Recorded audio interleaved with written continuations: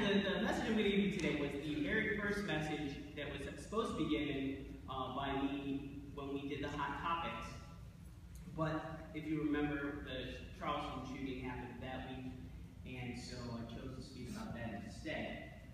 Which is good because I have had a lot of time to revise this so that it actually makes a little bit of sense.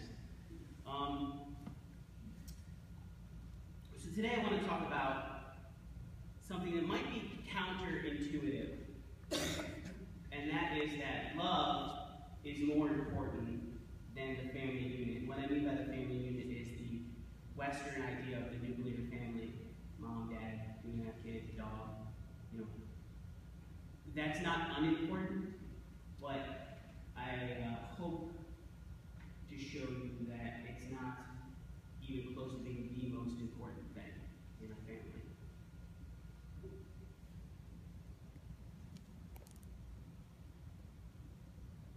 Just to get you to where we are, I just want to talk a little bit about how the idea of family has evolved in our culture.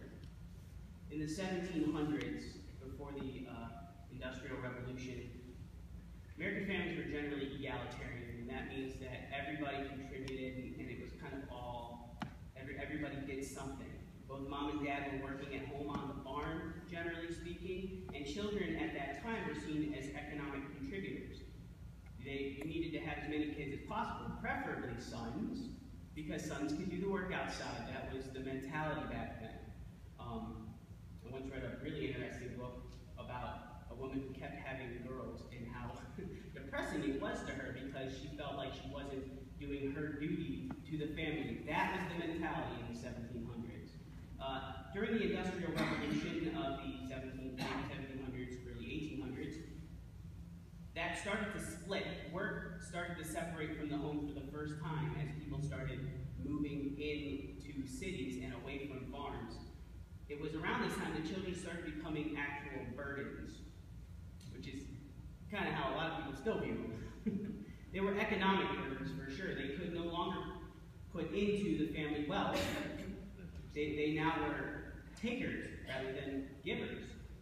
And this was the basic structure until about the 1960s and 70s. Around that time, the feminist movement started to move women into the workforce a lot more than before. So what you have now then, since then, is today the idea of the nuclear family is completely new. It really is like a nice thought, but it doesn't really exist in too many homes. There are more that aren't that way than are. With so many single-parent households, gay couples adopting children, women having either no children or fewer children, or delaying childbirth. So many women these days, so many families these days choose to have kids when they're in their mid to late 30s, and that was unheard of even a few decades ago. The modern family is all over the place. Now, we Christians love to think that morality is the determining factor of family size in our country, like that it always has been like this. Somehow, what we believe has always made our families what they are, like that we want to do things, have families be a particular way because of our Christianity, but research shows that that's just a fantasy. Economics has always been the determining factor, and recessions have been the best predictor of American family size. And you can look just in the last, 40 years and see, you can follow every major recession we've had in our country and see that there's been a huge drop in birth rate. The most notable one was in 2007, and then we had that crash. We had record highs, the most births we've ever had in our country at 4.3 million in 2007, and then we had the lowest that we've ever had the following year. So morality isn't the determining factor, it's money.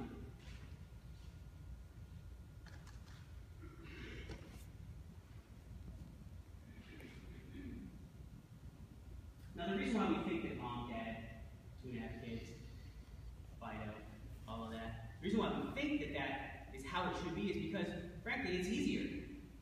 Generally speaking, it's financially easier to have that unit.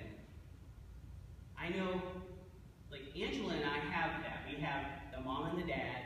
We have 1.5 kids. We don't have a dog, though. I think we're getting a turtle soon. Is that right? It is easier. It is easier. I know if either one of us were single parents, I don't know how we would do it, frankly. I just don't. And from that standpoint alone, the American public should be endorsing any situation that increases the stability of family numbers.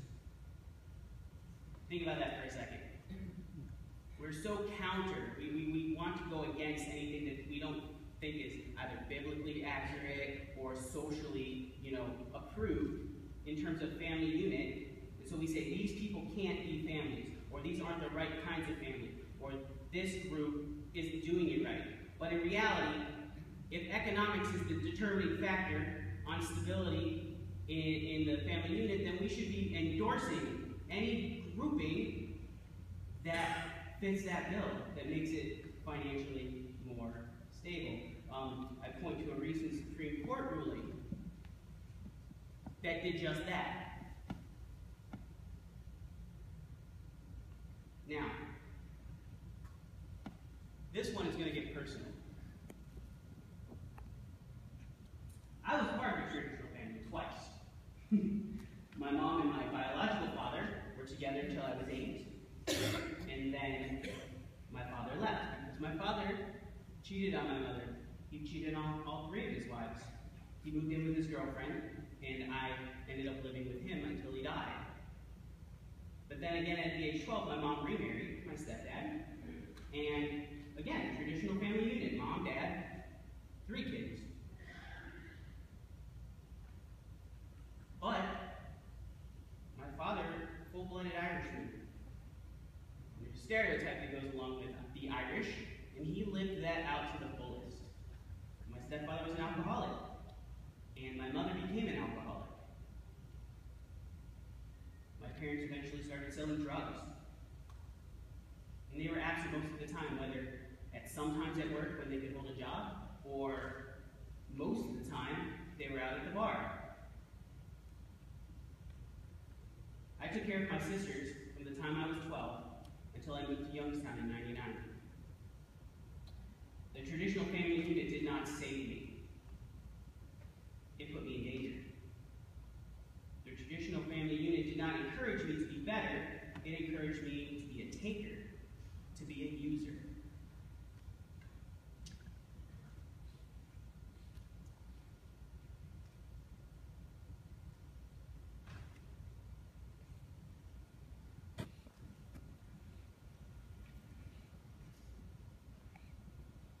Families today are just different. Instead of lamenting how it used to be, we need to grab a hold of the fact that things are just different. And that's okay, because when we figure out how to work within the differences rather than lamenting the past, we will do a lot better. Today, families are actually becoming more socially diverse than they've ever been. Even as economic disparities widen, the family unit is becoming very diverse. We have different ethnicities, races, religions, all intermarried, even more than we did even just a half a year ago. It's amazing. Blacks are marrying whites, atheists are marrying Baptists, men are marrying men, women, Democrats marry Republicans and start talk shows and the world goes willy-nilly. Because how dare the Republicans marry Democrats? That's unacceptable. Good friends join forces as parts of what they call the voluntary kin movement. They share medical directives, wills, and they even adopt one another legally. They legally become family. Single people live alone. This is my favorite one when I thought about this, and I started looking at this one. Single people live alone and proudly consider themselves a family of one. More generous and civic-minded than those so-called greedy marrieds. So, since this is the reality of the world we live in, what do we do? What do we do about it? Well, like I said before, first we stop lamenting the past. We stop worrying about what used to be, because it's just not going to be that again. It really isn't. We can mourn a death, We mourn death. We mourn change because it is the death of something that used to be. But if we live in that mourning, we're just going to be depressed all the time. So we need to spend less time worrying about what used to be and start focusing on what we can do about now in the present. And part of that is to stop glorifying the past. Like somehow what used to be was better. You know that saying, the golden age or the good old days? I have on pretty good historical authority that the good old days weren't a whole lot better in a lot of instances than they are today. It's just that problems have shifted from that time to this time, and they've taken on, new clothes. They put on new clothes, basically. So things have always been kind of tough, and there has never been a magic fix. Research shows, and this was a stat I came across that blew my mind. I would have never thought this. But research shows that many gang members come from stable two-parent homes. As many of them come from stable two-parent homes as do gang members that come from single-parent homes or homes where parents are completely absent. We should spend more energy doing what Paul says in 1 Corinthians.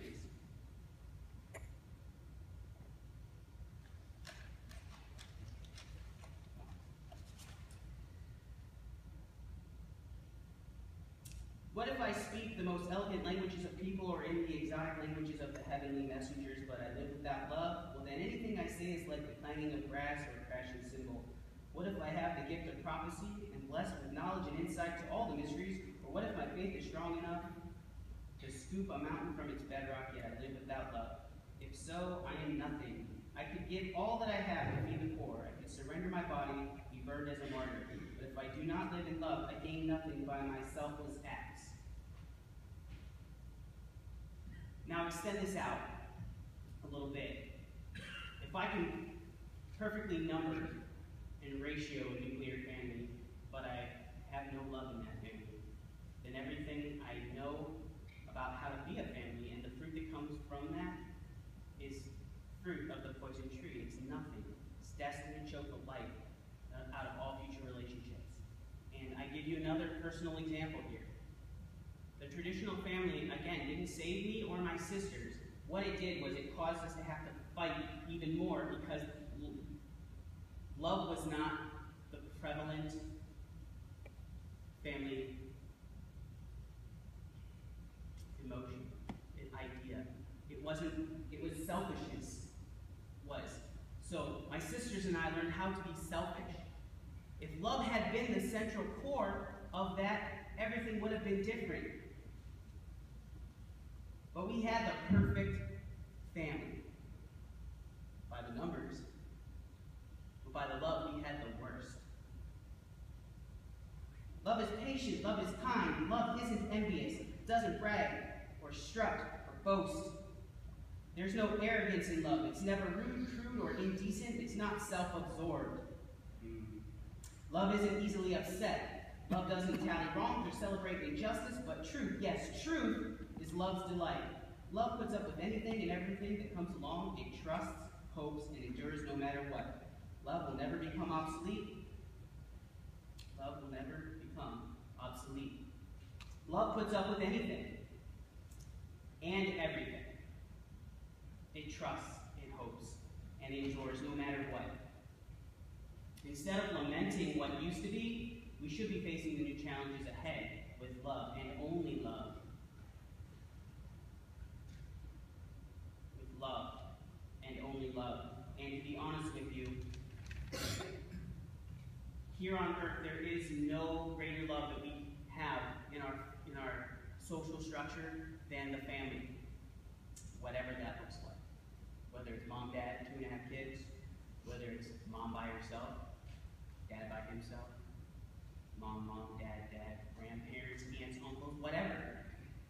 As long as love is the central core of that, you're going to do all right. I've seen kids. I had a great friend growing up. His name was Mike. His dad left before he was born. His mom raised him single mom. But love was the central focus of their family. And Mike did not have the struggles that I did or my sisters did. continue to live in. He had a head start on how to deal with relationships, on how to do all the things that we expect people to do in our society.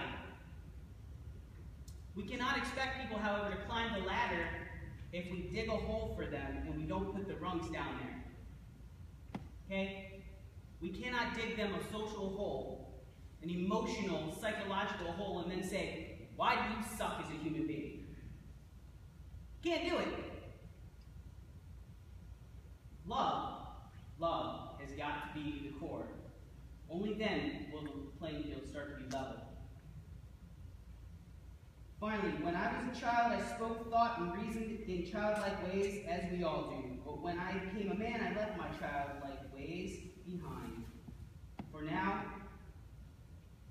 we can only see a dim and blurry picture of things as when we stare into polished metal.